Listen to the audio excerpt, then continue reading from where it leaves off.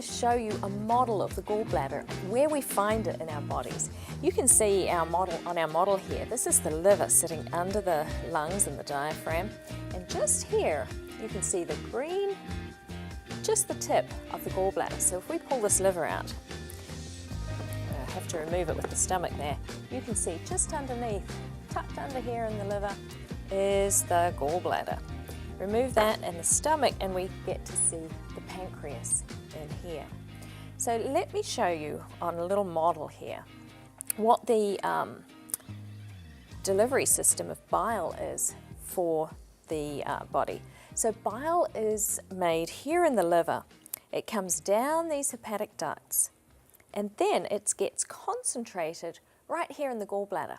Now the liver also excretes cholesterol with the bile, and so the cholesterol also gets concentrated, and if we eat a lot of cholesterol then it's going to get concentrated in that gallbladder, crystallize and form the stones. Anyway, the bile is concentrated, it's sitting here, and then a meal comes down.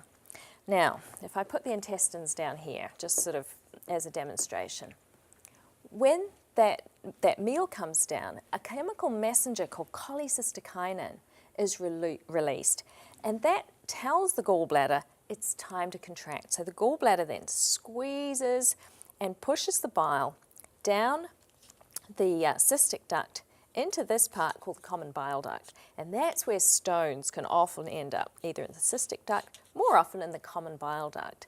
And if they sit right here, they can block off both the pancreas sitting alongside or the bile duct. And then all the bile backs up into the liver and into the body.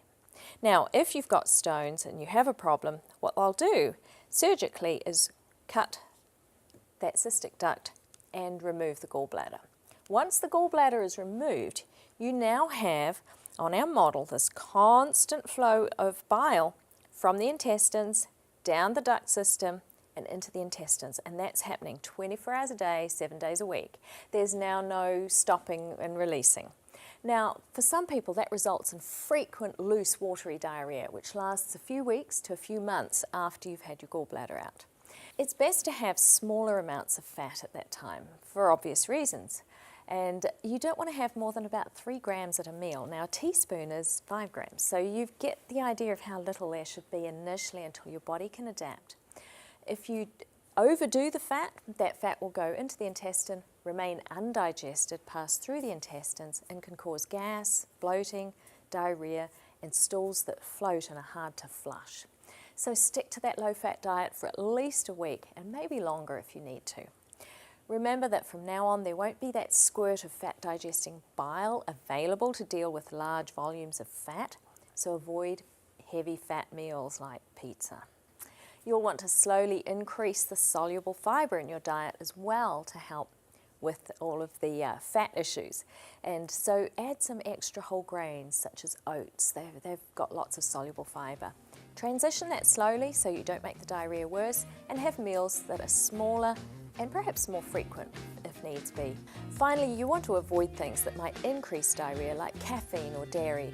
And if you still have symptoms, you can mix, say, a teaspoon of carob powder with a little low-fat yogurt after meals and enjoy that as a treat, but also as a treatment for the loose stools. If all of that fails, your doctor may want to suggest a short trial of medications.